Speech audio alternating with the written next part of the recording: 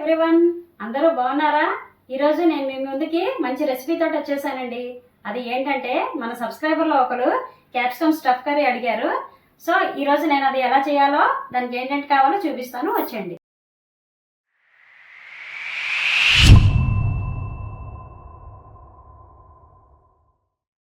చూడండి, నేనైతే ఈ మాత్రం క్యాప్సికమ్ తీసుకున్నాను. ముందు వైపు ముచ్చికి తీసేసుకొని లోపలంతా గింజ తీసేసుకొని ఇలాగా క్లీన్ చేసుకొని పెట్టుకోండి. ఇప్పుడు దీనికి కావలసిన పదార్థాలు ఏంటంటే ఉల్లిపాయలు, బీన్స్, క్యారెట్, బంగాళదుంప, టమాటా 2 టమాటాలు, బఠానీలు. ఈ మాత్రం తరుక్కుంటే సరిపోతుంది. సన్నగా కోసుకోవాలి, మరీ ఎక్కువ పెద్దగా కొయ్యొద్దు, సన్నగా కోసుకోండి. ఉప్పు, కారం, పసుపు. ఇప్పుడు మనం పొయ్యి మీద బాండి పెట్టుకొని స్టవ్ ఆన్ చేసుకోండి. ఇందులో కొంచెం ఆయిల్ వేసుకుందాం. ఒక 4 చెంచాల ఆయిల్ వేసుకోండి. చూడండి, ఆయిల్ హీట్ ఎక్కింది. ఫస్ట్ అయితే ఉల్లిపాయలు వేసేసుకున్నాము.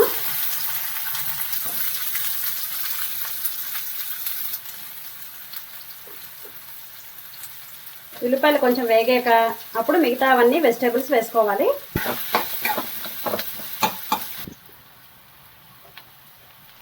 చూడండి, ఉల్లిపాయలు ఈ మాత్రం వేగితే చాలు.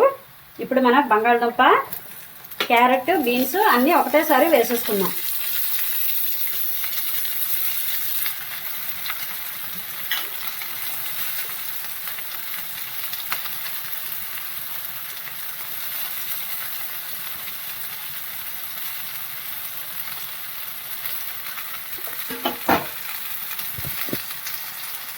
ఇప్పుడు బఠానీ కూడా వేసేసుకుందాం.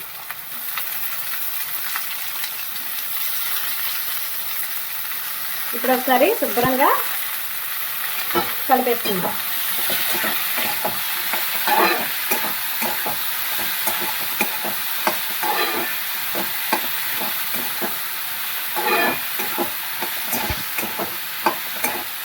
కలుపుకున్నాక ఇప్పుడు టమాటా వేసేసుకోండి.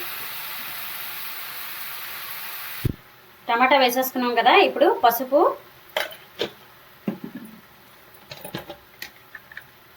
కారంకి సరిపడా తగినంత కారం వేసుకోండి. మీకు ఎంత కారం కావాల్స్తే అంత.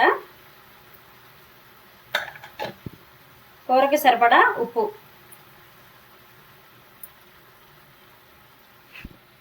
చూడండి, ఇవన్నీ వేసేసుకున్నాం కదా. ఇప్పుడు చక్కగా కలిపేసుకొని శుభ్రంగా ఇటు కలిపేసుకొని 10 నిమిషాలు, పావు గంట సేపు మూత పెట్టి వదిలేయండి. శుభ్రంగా మగ్గిపోయి కర్రీలా తయారవుతుంది. మూత పెట్టేసుకుందామండి. మీడియం ఫ్లేమ్లో పెట్టి మధ్య మధ్యలో ఒక్కోసారి చూసుకుంటూ ఉండండి. చూడండి, ఇప్పుడు మనం మూత తీసేసుకుందాం. చూసారు కదా, చక్కగా మగ్గిపోయాయి అన్నీ. నీళ్లు మాత్రం అస్సలు పోసుకోవద్దు. టమాటా నీళ్ళతోటే ఉడకాలి మొత్తం అంతాను. మనకి ఇప్పుడు కూర రెడీ అయిపోయింది. ఇప్పుడు మనం క్యాప్సికంలో స్టఫ్ చేసేసుకుందాం. చూడండి, క్యాప్సికంలోకి ఇలా కర్రీని పెట్టేసుకోండి. చక్కగా ఇలా నిండా క్యాప్సికం నిండా కర్రీ పెట్టేసుకోండి.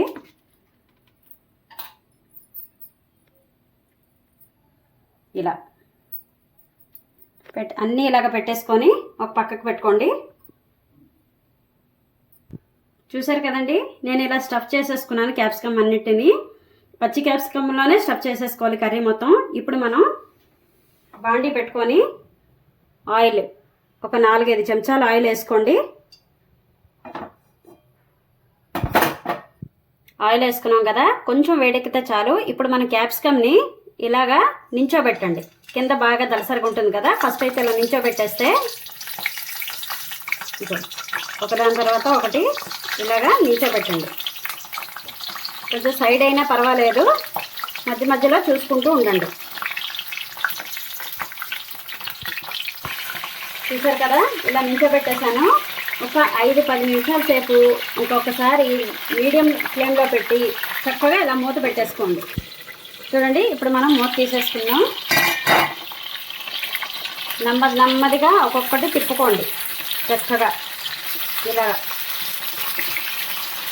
చూసారా, కిందంతా మగ్గిపోయింది. మగ్గితే సరిపోతుంది, వేగక్కర్లేదు. చక్కగా ఇలా తిప్పేసుకోండి. చూడండి, ఇంత బాగా అయింది.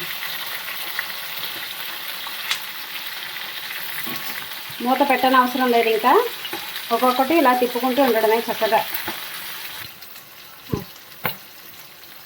క్యాప్సికమ్ స్టఫ్ చేయగా ఏదైతే కర్రీ ఉండిపోయిందో అది మీరు రైస్లోకి తీసుకోవచ్చు. ఇప్పుడు ఏదైతే మనం క్యాప్సికమ్ చేస్తున్నామో అది నంచుకొని ఈ కర్రీ కలుపుకొని రైస్లోని తినచ్చు. చాలా బాగుంటుంది.